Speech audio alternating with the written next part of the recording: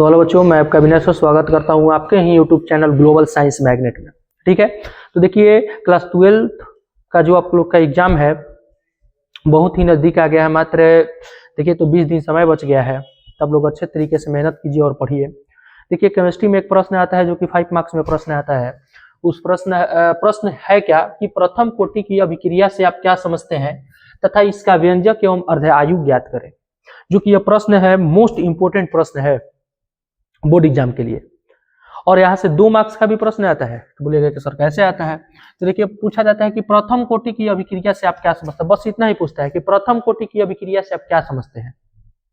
ठीक है, तो उसको लिखना पड़ता है। देखिए ये 5 मार्क्स का प्रश्न है। 2 मार्क्स में कैसे लिखा जाएगा कैसे नहीं, हम टोटल बात क्या करेंगे बताएंगे। ये जो प्रश्न आता है वो 5 मार्क्स का प्रश्न है।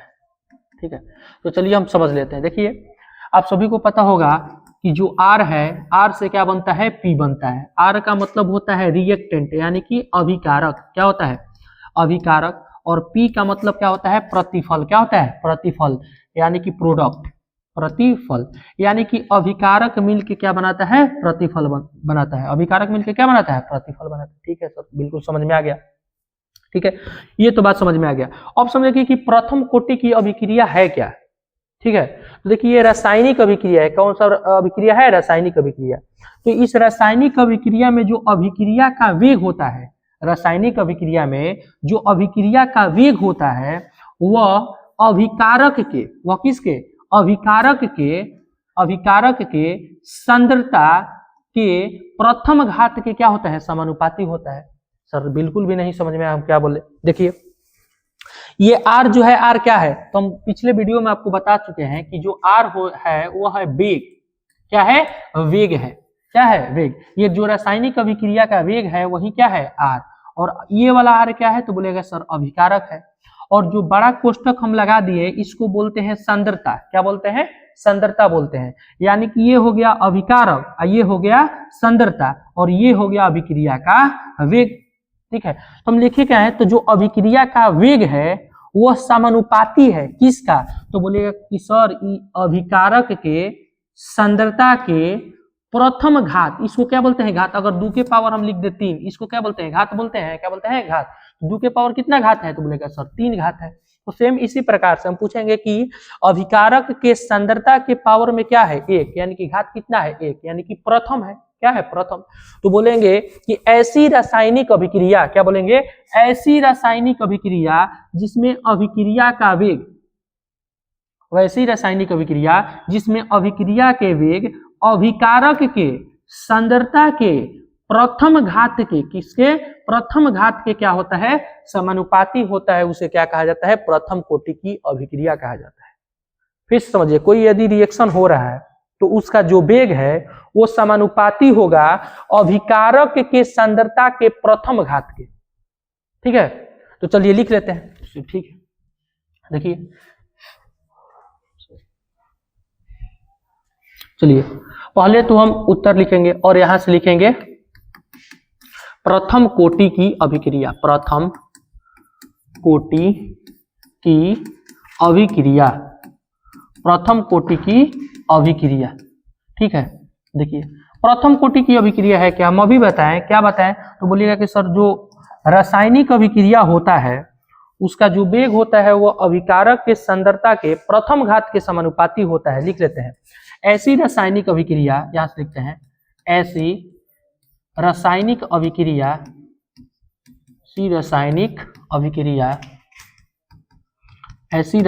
अभिक्रिया जिसका वेग, ऐसी रासायनिक अभिक्रिया जिसका वेग, ऐसी रासायनिक अभिक्रिया जिसका वेग अभिकारक के, यहीं से लिखते हैं ऐसी रासायनिक अभिक्रिया जिसका वेग अभिकारक के सांद्रता के, अभिकारक के सांद्रता के प्रथम घात के, अभिकारक के सांद्रता के प्रथम घात के समानुपाती होता है, प्रथम घात के समानुपाती होता है, उसे प्रथम कोटि की अभिक्रिया कहा जाता है। उसे प्रथम कोटि की अभिक्रिया कहा जाता है। प्रथम कोटि की अभिक्रिया अभिक्रिया कहा जाता है, प्रथम कोटि की अभिक्रिया कहा जाता है। क्लियर हो गया। हम क्या बताएं कि जो अभिक्रिया का वेग होता है, याद कीजिए मेरे साथ साथ, ऐसी रासायनिक अभिक्रिया जिसका वेग, ऐसी रासायनिक अभिक्रिया जिसका वेग यानी कि आर, जिसका वेग अभिकारक, अभिकारक को किससे सूचित करते हैं तो बोलेगा कि आर से, अभिकारक के सांद्रता, सांद्रता बोल दिए तो बड़ा कोष्ठक के प्रथम घात, देखिए तो प्रथम घात का मतलब क्या हो गया कि पहला घात, घात एक क्या होता है, समानुपाती होता है। तो बोलेगा कि ऐसी रासायनिक अभिक्रिया जिसका वेग अभिकारक के सांद्रता के प्रथम घात के समानुपाती होता है। बोलिए तो, ऐसी रासायनिक अभिक्रिया जिसका वेग अभिकारक के सांद्रता के प्रथम घात के समानुपाती होता है। ठीक है, तो हम बोलेंगे कि बताइए इसका घात कितना है, एक, घात कितना है, एक, तो इसे ही बोलते हैं, इसे बोलते हैं कोटि। क्या बोलते हैं, कोटि। तो हम पूछेंगे कि प्रथम कोटि की अभिक्रिया के लिए, प्रथम कोटि के अभिक्रिया के लिए कोटि का मान कितना होता है, तो बोलेगा सर एक होता है। कोटि का मान कितना है जी, एक है। तो बोलेगा कि प्रथम कोटि के अभिक्रिया के लिए कोटि का मान कितना होता है, एक होता है। तो ऐसे नोट में आप लिख लीजिए, नोट में यहां से आप लिखिए, नीचे आप नोट में क्या लिखिएगा, नोट में आप लिखिएगा कि प्रथम कोटि की अभिक्रिया, प्रथम कोटि की अभिक्रिया, प्रथम कोटि की अभिक्रिया, प्रथम कोटि की अभिक्रिया, प्रथम कोटि की अभिक्रिया में कोटि का मान, में कोटि का मान, कोटि का मान, प्रथम कोटि की अभिक्रिया में कोटि का मान एक होता है। क्या होता है, एक होता है। इतना बात आप सभी को ध्यान में रखना है। ठीक है, नेक्स्ट पेज पे चले, तो बोलेगा सर बिल्कुल चलिए कोई बात नहीं। तो चलिए देखिए, मान लीजिए, माना कि प्रथम कोटि की अभिक्रिया, माना कि प्रथम कोटि, माना कि लिखिए, माना कि, हाँ ठीक है, माना कि प्रथम कोटि की अभिक्रिया, प्रथम कोटि की अभिक्रिया इस प्रकार, अभिक्रिया, अभिक्रिया इस प्रकार, इस प्रकार है। प्रथम कोटि की अभिक्रिया इस प्रकार है। किस प्रकार है जी, किस प्रकार है, तो जो R है वो क्या बना रहा है, P बना रहा है। ये जो R है क्या है, अभिकारक, क्या है, अभिकारक, और ये जो P है क्या है, प्रतिफल। P क्या है, प्रतिफल है।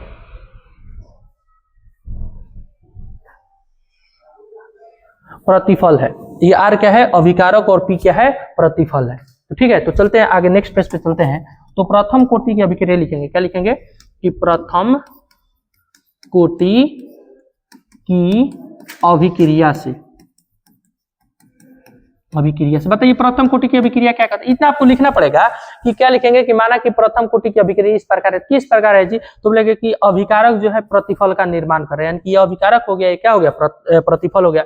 तो प्रथम कोटि की अभिक्रिया से, यानी कि प्रथम कोटि की अभिक्रिया क्या कहता है, तो बोलता है कि जो अभिकारक क्या है, जो अभिक्रिया का वेग है, जो अभिक्रिया का वेग है वह अभिकारक, अभिक्रिया का जो वेग है वह अभिकारक के सांद्रता के प्रथम घात के क्या होता है, समानुपाती होता है। यही तो बात बोलता है कि अभिक्रिया का जो वेग है अभिकारक के सांद्रता के प्रथम घात के क्या है, समानुपाती है। आप सभी को पता होगा कि जब समानुपाती का चिन्ह हटता है तो यहाँ पर एक के कांस्टेंट आता है, तो यहाँ पर के कांस्टेंट लिख दिए, और जो आर है इसको हम क्या कर दिए, आर, इसके पावर में क्या है, एक है, तो हम क्या लिख दिए, एक लिख दिए। ये जो आर है, आर क्या है, तो बोलेगा कि सर जो ये आर है ना, ये अभिक्रिया का वेग है, चाहे अभिक्रिया का वेग है। तो अभिक्रिया के वेग जब लिखेंगे तो किसके संबंध में लिखेंगे, तो अभिकारक के संबंध में लिखेंगे। किसके संबंध में लिखेंगे, अभिकारक के। तो जब देखिए अभिक्रिया का वेग का एक फॉर्मूला होता है माइनस dr बटा में dt, और यहाँ पर क्या लग जाता है, माइनस लग जाता है। क्यों माइनस लग जाता है, क्योंकि ये r जो है वो r क्या है, अभिकारक, और अभिकारक के संबंध में लिख रहे हैं तो यहाँ पर क्या होगा, माइनस, और प्रतिफल के संबंध में लिखेंगे तो क्या होगा, प्लस। ऐसा क्यों होगा, क्योंकि आप सभी को पता होगा कि अभिकारक से क्या बनता है, प्रोडक्ट बनता है, यानी कि जैसे जैसे अभिकारक की मात्रा घटती है वैसे वैसे प्रतिफल की मात्रा बढ़ती है। यानी कि अभिकारक में क्या आ रहा है, कमी, जब कमी आ रहा है इसलिए हम प्रकार दर्शाए हैं माइनस, और प्रतिफल में क्या रहा है, वृद्धि, इसीलिए वहां पर क्या दर्शाते हैं, प्लस दर्शाते हैं। बस इतना आपको ध्यान में रखना है, ठीक है। तो जो आर है, आर की जगह पर हम क्या लिख दिए, तो बोलेगा कि सर आर की जगह पर आप लिख दिए minus D R by D T. कोई दिक्कत परेशानी? बोलेगा सर बिल्कुल भी दिक्कत परेशानी नहीं है। तो चलिए अब आगे क्या करेंगे बताइए, आप ही बताइए। तो बोलिएगा कि बराबर में हो जाएगा के और यहाँ पर इनटू आर का क्या हो जाएगा, आर हो जाएगा, ठीक है।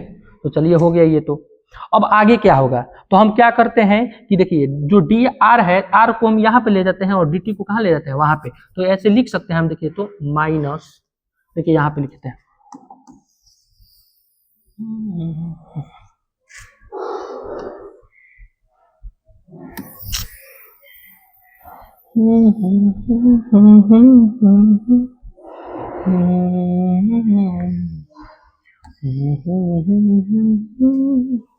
देखिए इसके बाद क्या लिखेंगे हम बताइए। तो बोलेगा कि सर लिखिएगा आप डी आर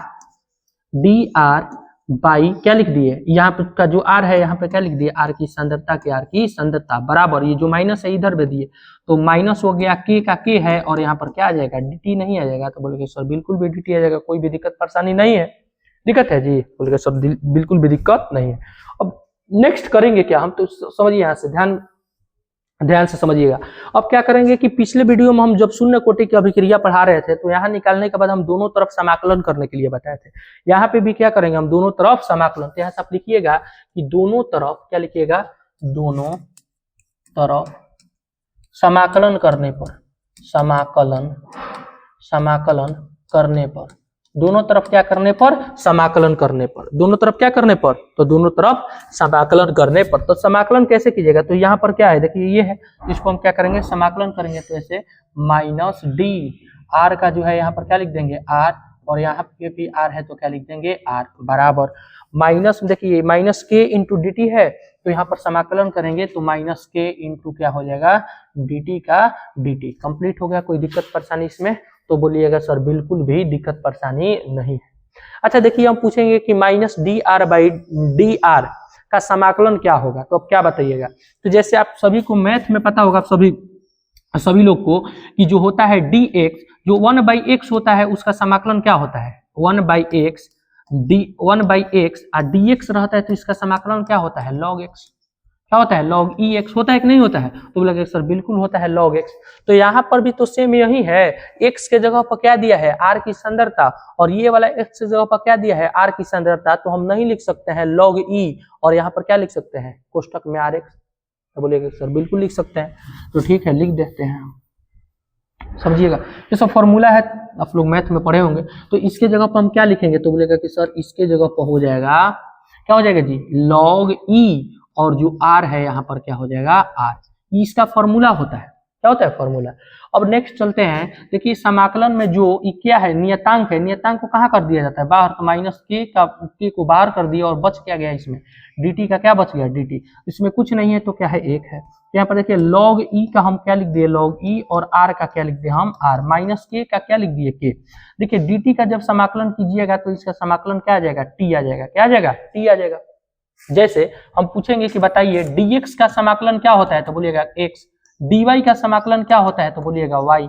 ऐसे ही हम पूछेंगे कि dt का समाकलन क्या हो जाएगा, तो बोलिएगा t हो जाएगा। तो सेम इसी तरीके से हम क्या लिख दिए, t।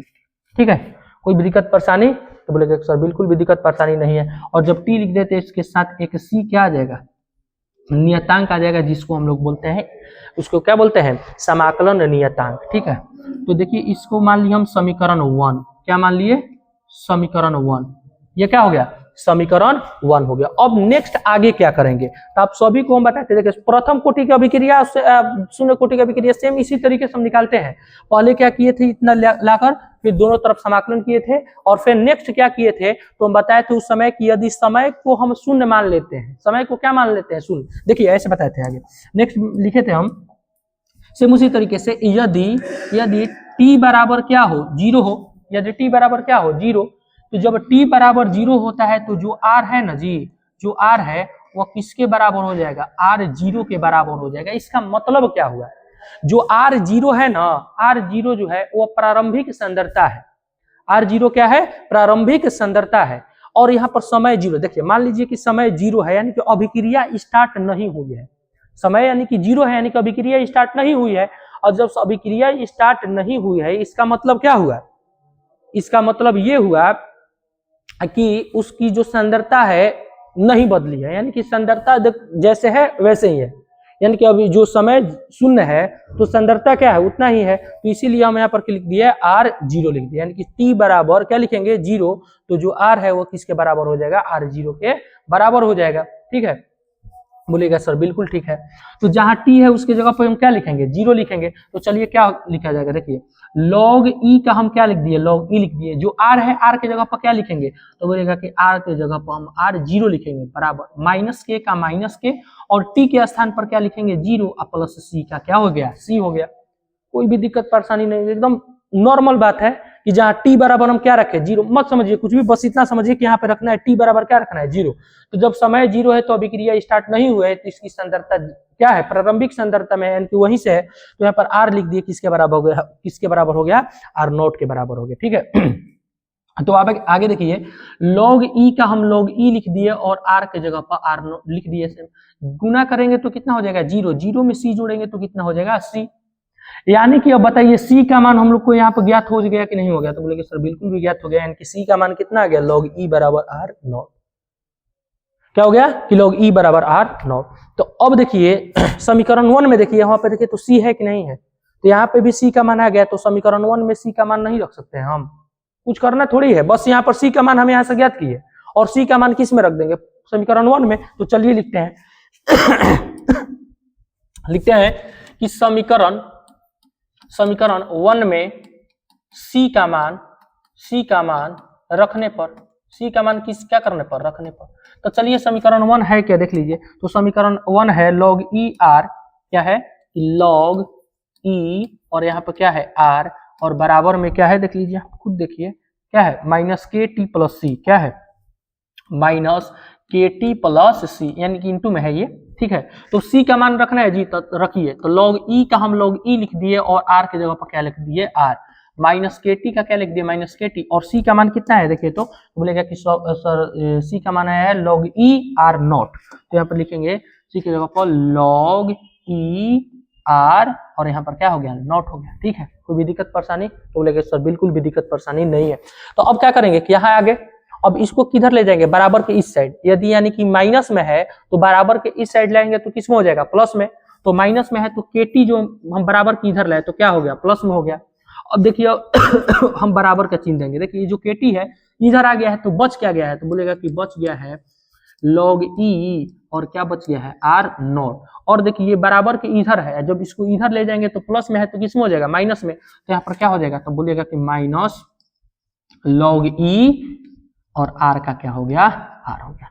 कंप्लीट हो गया इतना? कोई भी दिक्कत? तो बोलेगा कि सर बिल्कुल भी दिक्कत नहीं है। अच्छा, आप 8 क्लास में होंगे तो एक मैथ पढ़े होंगे कि जहां पर रहता है, या इसी में पढ़े होंगे कि log M minus log N बराबर क्या होता है? बताइए, log M minus log N बराबर क्या होता है? तो आप पढ़े होंगे कि log M माइनस N बराबर होता है log M बटा में N। पढ़े फॉर्मूला? तो बोलेगा कि बिल्कुल पढ़े। log M minus log N बराबर log M बटा में N, यानी कि यहाँ वाला ऊपर हो गया और N वाला कहाँ हो गया? नीचे हो गया।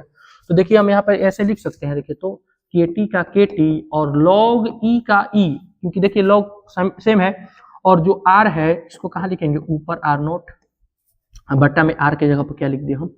R लिख दिए। कोई भी दिक्कत है इसमें? बताइए। बोले सर नहीं दिक्कत है। दिक्कत है जी? तो बोले नहीं दिक्कत है। अच्छा, अब बताइए एक और फॉर्मूला पढ़े होंगे, ठीक है? क्या फॉर्मूला पढ़े होंगे कि जब log E को log 10 में बदलते हैं तो क्या लिखते हैं? अगर कहीं पे log EX है, इसको log 10 में बदलना है, किसमें बदलना है? log 10 में बदलना है, तो क्या लिखेंगे? तो बोलिएगा कि log यहाँ पर देखिए, log यहाँ पर 10 लिख दिए और x लिख दिए, लेकिन इसके पहले क्या हो जाएगा? गुना होगा। क्या होगा? गुना। अब गुना किससे होगा बताइए? तो बोलिएगा कि सर 2.303 से। बस इसको आपको याद रखना है कि log EX जो है इसको log 10 में बदलेंगे, दाशमिक log में, इसको बोलते हैं दाशमिक log। क्या बोलते हैं? दाशमिक log। ठीक है, इसको बोलते हैं प्राकृतिक log। ठीक है, तो प्राकृतिक log से दाशमिक log में बदलेंगे तो किस में से गुना हो जाएगा? तो बोलेगा कि 2.303 से। बस इतना ही याद रखना है। log EX को बदलेंगे log 10 में तो 2.303 इंटू log 10x हो जाएगा। ठीक है, अब देखिए लॉग यहाँ पर ई है तो हम क्या लिखेंगे, देखिए केटी का हम क्या लिख दिए केटी, और लॉग ई को किस में बदल लेंगे, दशमिक लॉग में, तो 2.303 गुने लॉग यहाँ पर ई नहीं होगा, अब क्या हो जाएगा 10, और क्या है आर नोट का आर नोट बटा में आर का आर हो गया, कंप्लीट हो गया, कोई दिक्कत परेशानी है इसमें नहीं है। अब देखिए यहाँ पर के का मान ज्ञात कर लेते हैं, क्या किसका मान ज्ञात कर लेते हैं के का, तो क्या हो जाएगा बताइए, जो टी गुना में है इसको बराबर किधर लेंगे तो भागा में हो जाएगा, तो 2.303 बाटा में क्या हो जाएगा जी टी हो जाएगा, इनटू लॉग 10 का लॉग 10 और यहाँ पर आर नोट बाटा में क्या प्राप्त हो जाएगा आर प्राप्त हो जाएगा। हुआ कि नहीं हुआ, तो बोले कि सर बिल्कुल हो गया। तो यही जो है ना जी, यही समीकरण कौन है बताइए, तो बोले कि सर समीकरण ही तो हो गया 2 हो गया, समीकरण कौन सा हो गया 2 हो गया, ठीक है। तो जब इस जो समीकरण 2 है वही जो है प्रथम कोटि की अभिक्रिया का व्यंजक है, क्या है प्रथम कोटि की अभिक्रिया का क्या है व्यंजक है। तो यहां से हम लिखते हैं, क्या लिखते हैं पहले तो लिखते हैं, देखिए देखिए हम लिखेंगे, अच्छा थोड़ा एक बात और बताइए कि जहां इसमें टी क्या है, तो टी बोलेगा समय है, टी क्या है समय, तो लिख दीजिए यहाँ पे जो जहां जहां टी क्या है तो बोलिएगा कि समय है, और आर नोट क्या है तो बोलिएगा कि जो आर नोट है वो क्या है, तो बोलिएगा कि प्रारंभिक सांद्रता है, क्या है प्रारंभिक सांद्रता, सांद्रता प्रारंभिक सांद्रता, और जो आर है आर की सांद्रता इसको बोलते हैं टी समय पर अभिकारक की सांद्रता, ये भी सांद्रता है अभिकारक का, तो यहाँ पे लिखते हैं सांद्रता, टी समय पर अभिकारक की सांद्रता इसको बोलते हैं प्रारंभिक सांद्रता, अभिकारक की प्रारंभिक सांद्रता, ठीक है कोई दिक्कत बिल्कुल दिक्कत नहीं। समीकरण जो 2 है तो अब यहाँ पे लिखेंगे कि समीकरण 2 प्रथम कोटि, समीकरण 2 प्रथम कोटि की अभिक्रिया का व्यंजक है, क्या है व्यंजक है, क्लियर बात हो गया बिल्कुल। अच्छा व्यंजक हम ज्ञात कर लिया, उसके बाद क्या ज्ञात करना है बाबू, तो बोलेगा कि सर उसके बाद अर्ध आयु भी ज्ञात करना है। देखिए प्रश्न क्या है एक बात फिर समझ लीजिए, यहाँ तक हम समझा देते हैं। प्रश्न यही था कि प्रथम कोटि की अभिक्रिया से आप क्या समझते हैं तथा इसका व्यंजक एवं अर्ध आयु ज्ञात करें। तो प्रथम कोटि की अभिक्रिया तो हम समझ गए कि ऐसी रासायनिक अभिक्रिया जिसका जो वेग होता है वो अभिकारक के सांद्रता के प्रथम घात के समानुपाती होता है। तो वही तो लिखे हैं कि ऐसी रासायनिक अभिक्रिया जिसका वेग अभिकारक के सांद्रता के प्रथम घात के समानुपाती होता है। और प्रथम कोटि की अभिक्रिया जो होती है उसका कोटि का मान कितना होता है, एक। प्रथम कोटि बोल दिया, प्रथम का मतलब क्या हो गया एक, यानी कि उसका कोटि क्या है एक है, वही लिखे। नेक्स्ट हम लिखे कि मान लीजिए कि अभिक्रिया प्रथम कोटि की अभिक्रिया इस प्रकार हो रही है, मतलब इस प्रकार अभिक्रिया हो रही है कि अभिकारक से क्या बन रहा है प्रतिफल बन रहा है, तो लिख दिए। तो प्रथम कोटि की अभिक्रिया से क्या लिखेंगे, तो बोलेंगे कि अभिक्रिया का जो वेग होता है अभिकारक के सांद्रता के प्रथम घात के क्या होता है समानुपाती। प्रथम कोटि की अभिक्रिया से लिख दिया हम, देखिए समानुपाती का चिन्ह हट गया तो यहाँ पर क्या आ गया कांस्टेंट, और आर का क्या रह गया आर। अब देखिए आर जो है अभिक्रिया का वेग है, अभिक्रिया का वेग हम लिखे हैं अभिकारक के संबंध में, तो माइनस डी आर बाई क्या हो गया डी टी। सेम ऐसे ही किए और आर को इधर लाए और डी टी को कहाँ ले गए उधर। यहाँ तक करने के बाद यहाँ पर लिखे दोनों तरफ समाकलन करने पर जैसे ही समाकलन किए तो इसका फॉर्मूला होता है लॉग ई आर, और यहाँ से माइनस के जो है वो क्या है नियतांक है, तो माइनस के बाहर निकल जाएगा, dt का क्या हो गया dt। तो log ई आर सांद्रता के लिख दिया माइनस के का के, और dt का समाकलन क्या हो जाएगा t प्लस c हो जाएगा, क्योंकि समाकलन नियतांक होता है। अब क्या किए थे हम कि समय जीरो मान लिए, समय क्या मान लिए जीरो। यदि t बराबर जीरो हो तो जो अभिक्रिया की जो सांद्रता होती है, अभिकारक की जो सांद्रता होती है वो क्या हो जाती है शून्य हो जाती है, यानी कि उसके अभी जितना है उतना ही रह जाएगा, तो यानी कि क्या लिख दिए आर नॉट लिख दिए। फिर से देखिए यहाँ पर आर, देखिए जहां आर है उसके जगह पर क्या रखेंगे आर नॉट माइनस के का के, टी के जगह पर क्या लिख दिए जीरो प्लस सी का सी। फिर उसके बाद इतना के सी का मान ज्ञात हो गया तो किस में रखेंगे समीकरण 1 में। तो समीकरण 1 में रखें, यहाँ पे देखिए जैसे ऐसे रखें और यहाँ पे लॉग ई को बदले तो इतना आ गया इतना। यही जो है वो अभिक्रिया के प्रथम कोटि के अभिक्रिया का क्या है व्यंजक है। तो इतना आप लोग को समझ में आ गया, ठीक है। तो चले क्या ज्ञात करना है अर्ध आयु ज्ञात करें, ठीक है। तो चलिए अर्ध आयु क्या करते हैं हम लिखते हैं, ठीक है। लेकिन जब इतना कर लीजिएगा तो बोर्ड एग्जाम में थोड़ा और क्या करना है, हम शून्य कोटि की अभिक्रिया में भी बताए थे कि जहां जो लिखेंगे यहाँ से ऐसे करके लिखिएगा कि जो आर नॉट है वो किसके बराबर है, तो बोलेगा कि ए के बराबर है, और जो आर है वह किसके बराबर है, तो बोलेगा कि ए माइनस एक्स के बराबर है। बस इतना करना है, जहां आर नॉट है उसको क्या मानना है ए, और आर जो है उसको मानना है ए माइनस एक्स। और फिर इस समीकरण कोटि के जो अभिक्रिया है इसमें क्या करना है, लिख देना। तो लिखिए कितना हो जाएगा, तो के बराबर 2.303 बटा में टी इंटू लॉग का लॉग, और यहाँ पर क्या हो जाएगा, देखिए लॉग नॉट है तो नॉट की जगह पर क्या लिखेंगे ए, तो यहाँ पर क्या लिख दिया हम ए, अब बाटा में क्या हो जाएगा आर, आर की जगह पर क्या माने हैं ए माइनस एक्स, ए माइनस क्या लिख दिए एक्स, ठीक है। जहां एक्स इसमें जो है वियोजन की क्या है मात्रा है, जो एक्स है वियोजन की मात्रा है, वियोजन की क्या है मात्रा, इतना आप लोग को लिखना है। तो आपको मतलब 5 नंबर क्या हो जाएगा, मिल जाएगा। तो चलिए इसका अब हम क्या ज्ञात कर लेते हैं, अर्ध आयु ज्ञात कर लेते हैं, ठीक है। चलिए नेक्स्ट पेज पे लिखेंगे कि प्रथम कोटि की अभिक्रिया का अर्ध आयु, चलो बबुआ कैसे ज्ञात हुई, बताओ अर्ध आयु कैसे ज्ञात हुई। तो प्रथम कोटि की अभिक्रिया के अर्ध आयु ज्ञात करे क्या थी, तो हमने क्या करबे, बताओ प्रथम कोटि की अभिक्रिया बा का, प्रथम कोटि की अभिक्रिया ये न ह, तो कहबो कि हां सर बिल्कुल समझ में आ गेल कि प्रथम कोटि की अभिक्रिया जो बड़ुए न हमने के है ये का हो, तो के बराबर 2.303 आ बाटा में टी के टी इनटू जो लॉग बड़ुए 10 के रूप में बा, और ये का बा आर नॉट बटा में का बा आर बा, इहे न बा हो, देखा था ये बा कि नहीं, तो बोलबा कि हाँ भैया इहे लिखल बा। अब हमनी के करम जका बताओ, तो ई तार लोग इनके पता होई कि अर्ध आयु केकरा कहल जाला, अर्ध आयु केकरा कहल जाला, तो कहबो कि अर्ध आयु केकरा कहल जाला, जो अभिक्रिया आधा पूर्ण होखे में, अभिक्रिया के आधा पूर्ण होखे में जितना समय लागल ओकरे कहल जाला अर्ध आयु, अभिक्रिया के आधा पूर्ण होखे में जितना समय लागेला ओकरा क्या कहल जाला अर्ध आयु। अच्छा समय जो बड़ुआ बबुआ टी बा, आ जब आधा होकत रुए तो आधा के मतलब का होई 1/2, तो अर्ध आयु के सूचित कैसे कहल जाला, तो t1/2, t1/2। तो यहाँ पर हम लिख नहीं सकते हैं जी, अर्ध आयु ज्ञात किया है, क्या लिखेंगे, तो लिखेंगे ऐसे, चूंकि जो t है किसके बराबर है, तो t1 किसके बराबर है 2 के बराबर है। जब t1/2 के बराबर है तो हम लिख बताए थे उस समय कि जो r है वह किसके बराबर है, तो r0/2 के बराबर है, r0 किसके बराबर है 2 के बराबर, हम बताए थे शून्य कोटि की अभिक्रिया में, ठीक है।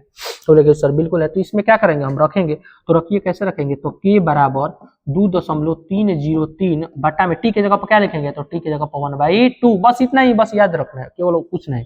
log 10 की जगह पर हम क्या लिख दिए log 10, और देखिए r0 है तो r0 लिख दिया, और बाबू बताइए r की जगह पर क्या लिखे हैं, तो r की जगह पर है r0/2 है, r0 क्या है 2 है, तो सबसे ऊपर सबसे नीचे क्या होगा गुना होगा, तो बताइए क्या प्राप्त होगा, तो k बराबर 2.303 बटा में t 1 क्या हो जाएगा 2 इंटू log 10 का क्या हो गया log 10 का log 10, और जब ऊपर नीचे गुना करेंगे तो 2r0 अब बट्टा में क्या हो जाएगा r0, और बताइए इससे क्या हो गया कट गया, तो बच क्या 2 बच गया, तो यहाँ पर क्या हो गया बताइए, तो बोलेगा कि k बराबर हो गया, क्या हो गया k बराबर 2.303 अब बट्टा में क्या हो गया t1/2 इंटू log 10 का log 10, और बच क्या गया जी, तो बोलेगा कि log जो है 2 बच गया।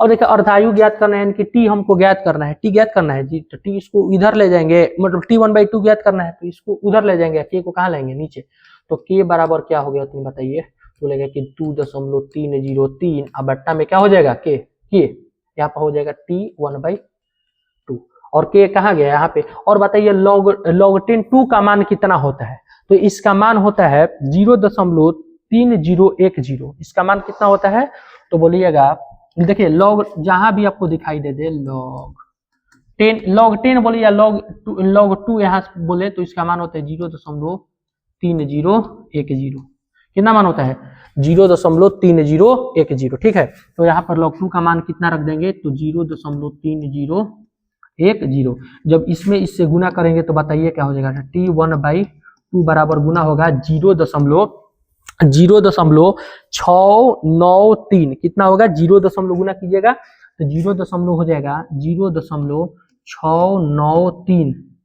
अब बटा में के का क्या हो गया के, यानी कि अर्ध आयु यहाँ से हम लोग का क्या हो गया ज्ञात हो गया। यही क्या है कि समीकरण, इसको मान लेते हैं कहाँ तक समीकरण हुआ था जी, तो समीकरण 2 तक हुआ था, तो इसको हम क्या मान लेंगे कि समीकरण ये क्या है 3 है। तो यहाँ पर लिखेंगे कि समीकरण 3 अर्ध आयु प्रथम कोटि की अभिक्रिया के लिए अर्ध आयु प्रथम कोटि की अभिक्रिया के लिए अर्ध आयु का व्यंजक है, अर्ध आयु का व्यंजक है। देखिए आप लोग इतना लिखिएगा तो आपको 5 नंबर मिल जाएगा, ठीक है। कोई दिक्कत परेशानी तो बोलेगा नहीं है। डायरेक्ट ऑब्जेक्टिव में भी प्रश्न आ जाता है, ये वाला ऑप्शन दे देता है कि प्रथम कोटि की अभिक्रिया के लिए अर्ध आयु का मान कितना होगा, तो होता है 0.693 बटा में के ऑप्शन दिया रहता है, तो आपको इसको क्या करना है, टिक करना है, ठीक है। कोई भी दिक्कत परेशानी है इसमें, तो बोलेंगे सर बिल्कुल नहीं है। आप लोग क्या कीजिए, नहीं समझ में आई एक बार में तो 2 बार में देखिए और बिल्कुल भी समझ में आ जाएगा, और इसको अच्छी तरीके से क्या कर लीजिए, रिवीजन कर लीजिए। कुछ भारी नहीं है, जैसे शून्य कोटि की अभिक्रिया हम बताए थे, प्रथम कोटि की अभिक्रिया भी सेम वही बताए हैं कि पहले तो हम क्या लिखे थे जी, देखिए पहले तो हम ये वाला लिखे थे, देखिए यहाँ से कंप्लीट कर दिए थे, और यहाँ पर दोनों तरफ समाकलन करने के बाद t बराबर 0 और r बराबर 0 लिखे थे, और यहाँ पे ये हो गया कंप्लीट। इतना ऐसे ऐसे आपको क्या करना है, कंप्लीट कर लेना है। और कहीं पे भी डाउट हो और जो भी क्वेश्चन आपको ना समझ में आए तो आप कमेंट कर दीजिए कि सर ये लो क्वेश्चन को समझा दीजिए, हम टोटली समझा देंगे आपको, ठीक है। और अच्छे तरीके से पढ़िए, मन लगा के पढ़िए, ठीक है। तो धन्यवाद, जय हिंद।